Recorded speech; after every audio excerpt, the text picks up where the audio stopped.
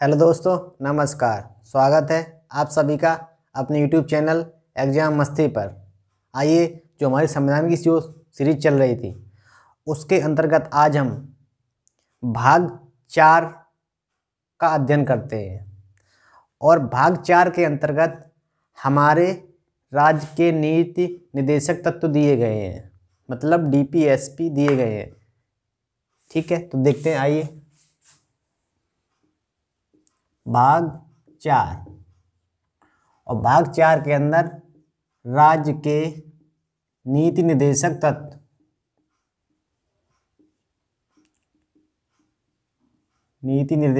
तत्व का उल्लेख किया गया है और इसको हम शॉर्ट में डीपीएसपी कहते हैं, मतलब डीपीएसपी।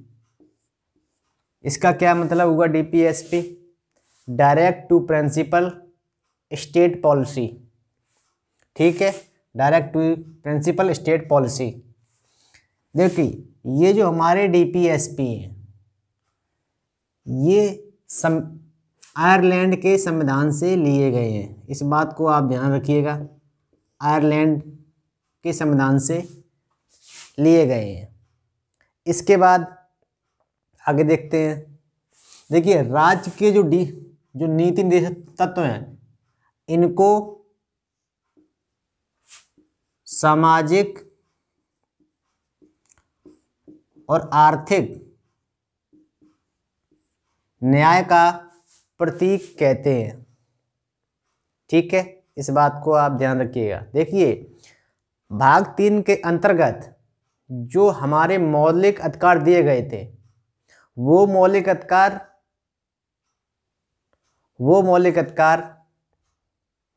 जो इंसानों को दिए गए हैं, और जो ये डीपीएसपी हैं ये राज्य के क्या क्या निर्देश होंगे। ठीक है, मतलब ये जो डीपीएसपी हैं वो राज्यों को निर्देश दिए गए हैं, तो इस बात को आप ध्यान रखिएगा। इसके बाद आगे चलते हैं। देखिए, हमारे जब हम आज़ाद हुए थे तो उस टाइम इतने हम सक्षम नहीं थे कि सारे प्रावधान लागू कर सकें। तो इस प्रकार के जो प्रावधानों में था वो हमारे डीपीएसपी रह गए थे। ठीक है, तो इनको हम डीपीएसपी को धीरे धीरे लागू कर रहे हैं। जैसे जैसे हमारी स्थिति सुधरती जा रही है वैसे वैसे हम इनको एक एक करके लागू करते जा रहे हैं। ठीक है, अब आगे देखिए, इनका जो उल्लेख है अनुच्छेद 36 से लगाकर अनुच्छेद 51 तक इनका उल्लेख किया गया है। अनुच्छेद 36 से लेकर अनुच्छेद 51 तक इनका उल्लेख किया गया है। और देखिए, जो हमारे मौलिक अधिकार हैं उनको न्यायपालिका में चुनौती दी जा सकती है, पर जो हमारे डीपीएसपी हैं उनको न्यायपालिका में चुनौती नहीं दी जा सकती। मतलब मौलिक अधिकारों को लागू करना पड़ेगा, और डीपीएसपी में ये जरूरी नहीं है कि लागू करना पड़े। जब हम अनुच्छेद देखेंगे बारी बारी से तो उसमें सारी जो बातें हैं बाकायदा लिखी हुई हैं। इस बात को आप ध्यान रखिएगा। आइए, अब देखो, चलते हैं एक एक अनुच्छेद की तरफ। सबसे पहले अनुच्छेद 36। अनुच्छेद 36 में राज्य शब्द दिया गया है, और यहां पर लिखा है राज्य शब्द का वही मतलब है जो अनुच्छेद 12 में राज्य शब्द को परिभाषित किया गया है। मतलब जो अनुच्छेद 12 में जो राज्य शब्द को परिभाषित किया है वही मतलब अनुच्छेद 36 में राज्य शब्द का मतलब है। और अनुच्छेद 12 में राज्य शब्द का मतलब दिया गया है कि ऐसी सारी संस्थाएं जिसकी स्थापना सरकार ने की हो, वो सारी संस्थाएं राज्य के अंतर्गत आती हैं। ठीक है, यही बात अनुच्छेद 36 में लिखी हुई है। इसके बाद अनुच्छेद 37, अनुच्छेद 37 में इस बात का उल्लेख है कि ये जो डीपीएसपी हैं, ये राज्य के लिए जरूरी नहीं है कि लागू करने पड़े। और क्या लिखा हुआ है, और आगे लिखा हुआ है कि राज्य जब भी नीतियां बनाएगा तो ये जो प्रावधान दिए गए हैं, मतलब इन तथ्यों को ध्यान में रखेगा। इस बात का बिल्कुल साफ साफ शब्दों में उल्लेख किया गया है अनुच्छेद 37 में। इसके बाद देखते हैं अनुच्छेद 38। अनुच्छेद 38, अनुच्छेद 38 में इस बात का उल्लेख है कि राज्य इस प्रकार की व्यवस्था करेगा जिससे कि सामाजिक, आर्थिक और राजनीतिक न्याय की प्राप्ति की जा सके। और ये जो शब्द लिखे हुए हैं, आर्थिक, सामाजिक और राजनीतिक, इस प्रकार के संविधान, इस प्रकार के शब्द आपके प्रस्तावना में भी उल्लेखित हैं। तो कभी भी इस प्रकार का क्वेश्चन बन जाए कि सामाजिक, आर्थिक और राजनीतिक जैसे शब्द प्रस्तावना के अलावा कहाँ उल्लेखित हैं, तो आपका उत्तर आना चाहिए अनुच्छेद 38। ठीक है, इसके बाद देखते हैं अनुच्छेद 39। अनुच्छेद 39, देखिए अनुच्छेद 39 में इस बात का उल्लेख है कि ऐसी कोई विधि जो संविधान का उल्लंघन कर रही है तो उसकी राज्य समीक्षा कर सकता है। ठीक है, राज्य उसकी समीक्षा कर सकता है। और अनुच्छेद 39 में 6 बातों का और उल्लेख किया गया है।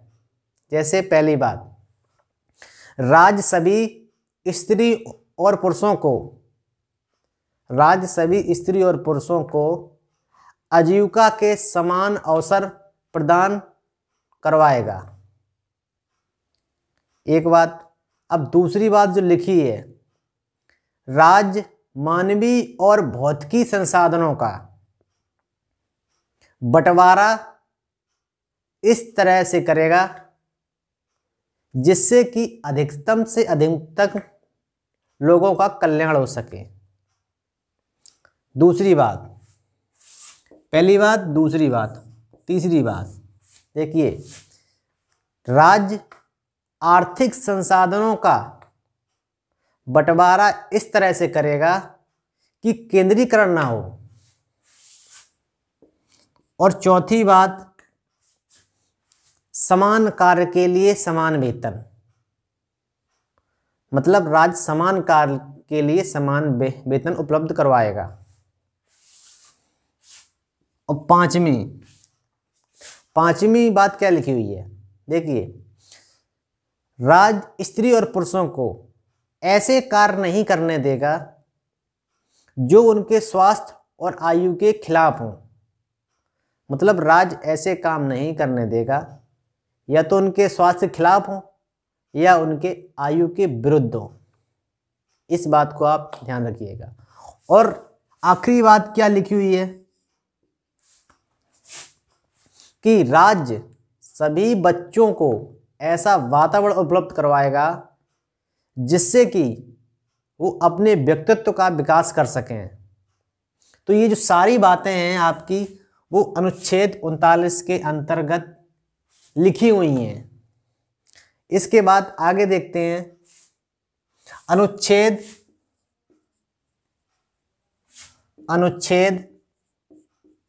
39A।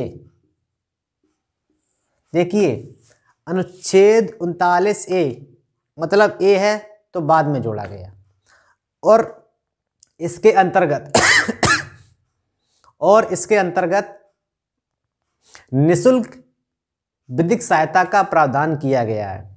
देखिए, हमारे देश में न्याय की जो प्रक्रिया है वो बहुत ही खर्चीली है।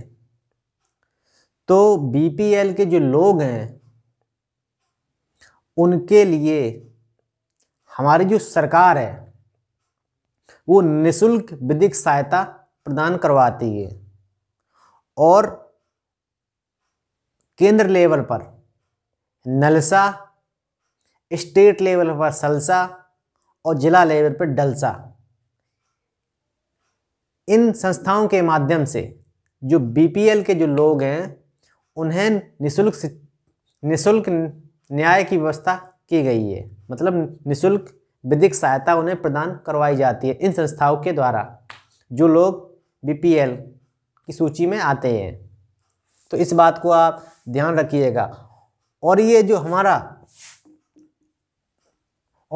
हमारा जो 1987 के प्रावधान के द्वारा जो संस्थाएं हैं इसकी स्थापना की गई है। इस बात को आप ध्यान रखिएगा। इसके बाद देखते हैं आगे।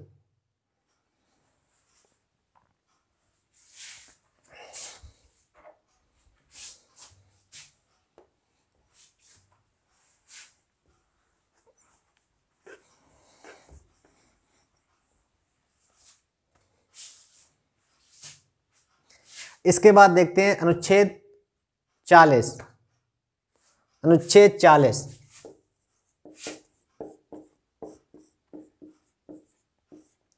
40 देखिए, अनुच्छेद 40 में ग्राम पंचायतों के गठन की बात की गई। मतलब राज्य ग्राम पंचायतों का गठन करेगा, ठीक है। और ये जो ग्राम पंचायत के गठन की जो विचारधारा है ये गांधी जी के मूल विचारों में थी। मतलब गांधी जी जो छोटे छोटे कुटीर उद्योग थे उनके प्रबल समर्थक थे, ठीक है। और आगे हम पढ़ेंगे अनुच्छेद 48 के तहत जो गौवध पर जो रोक लगाई गई है, मतलब गौ हत्या के घोर विरोधक थे गांधी जी। गांधी जी भले ही संविधान सभा के सदस्य ना रहे हों, लेकिन संविधान में जो उनके विचार हैं, उनके जो विचार हैं वो स्पष्ट रूप से प्रदर्शित होते हुए प्रतीत होते हैं। जैसे आप देख लीजिए अनुच्छेद 40, अनुच्छेद 48, ठीक है। तो आगे आइए देखते हैं अनुच्छेद 40 में ग्राम पंचायत का गठन, मतलब राज्य ग्राम पंचायतों का गठन करेगा। आगे देखते हैं अनुच्छेद 41, अनुच्छेद 42 और अनुच्छेद 43। बहुत से बच्चे सोच रहे होंगे कि मैंने तीनों अनुच्छेद एक साथ क्यों लिख लिए हैं। ये अनुच्छेद एक साथ इसलिए लिखे हैं क्योंकि ये अनुच्छेद एक दूसरे से संबंधित हैं, ठीक है। तो आइए इनको देखते हैं। देखिए, अनुच्छेद 41 में ये बात कही गई है कि राज्य लोगों को काम देगा, शिक्षा देगा और लोक सहायता किसको देगा? जो लोग या तो बुजुर्ग हैं या दिव्यांग हैं, या तो जो लोग बुजुर्ग हैं या दिव्यांग हैं उनको लोक सहायता प्रदान करवाएगा राज्य। देखिए, अनुच्छेद 41 में क्या गया कि राज्य लोगों को काम देगा, शिक्षा देगा और लोक सहायता प्रदान करवाएगा। इसके बाद अनुच्छेद 41 से ही संबंधित है। अब जब अनुच्छेद 41 के अंतर्गत राज्य लोगों को काम दे रहा है, तो अनुच्छेद 42 ये कह रहा है कि उस काम की क्या दशाएं होंगी। मतलब ऐसा काम दिया जाएगा जो मानव के लिए उचित है और मानव उसको कर सके। तो यहाँ पर मानवोचित दशा जैसे शब्द का उल्लेख किया गया है। और देखिए प्रसूति सहायता,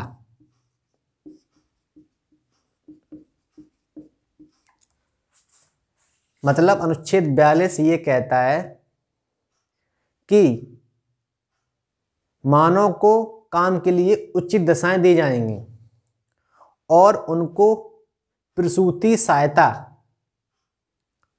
राज्य प्रदान करवाएगा। देखिए प्रसूति सहायता, जब लेडीजें प्रेगनेंसी के दौरान होती हैं तो उनको राज्य द्वारा जो भी सहायता की जाती है तो उसको प्रसूति सहायता कहते हैं। जैसे आपने ग्रामीण इलाकों में देखा होगा कि 108 नंबर जैसे ही हम डायल करते हैं और उनसे प्रसूति सहायता के लिए निवेदन करते हैं तो 15 मिनट या 20 मिनट के अंतर्गत वाहन आपके घर तक पहुंच जाता है।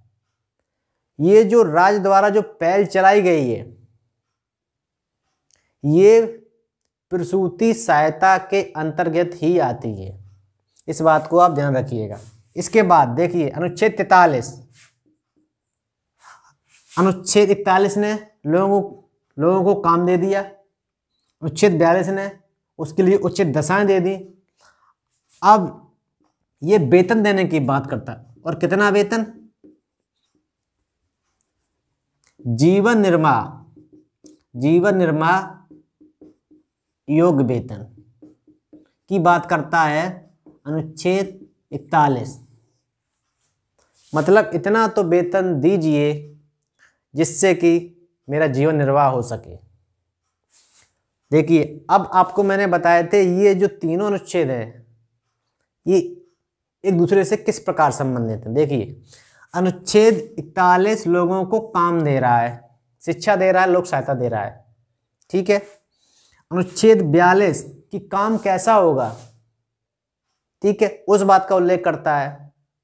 और अनुच्छेद 43 कि जो लोग काम कर रहे हैं उनका कितना वेतन होगा, इस बात का उल्लेख कर रहा है अनुच्छेद 43। और ये जो सारी व्यवस्थाएं हैं वो राज्य करेगा, इस बात को आप ध्यान रखिएगा। इसीलिए इसका जो टॉपिक का नाम है राज्य के नीति निर्देशक तत्व। मतलब राज्य से ये अपेक्षाएं की जा रही हैं कि राज्य ऐसा करेगा, ठीक है, इस बात को आप ध्यान रखिएगा। राज्य पे ये फोर्सेबल नहीं है, जैसे मूल अधिकार है, मूल अधिकार फोर्सेबल हैं, मतलब आपको लागू करने ही पड़ेंगे। और ये जो डीपीएसपी है ये फोर्सेबल नहीं है, इस बात को आप ध्यान रखिएगा। यही फर्क है डीपीएसपी और मौलिक अधिकारों में, ठीक है। देखिए मौलिक अधिकार और डीपीएसपी ये जो प्रावधान है ये प्रावधान जब देश आजाद हुआ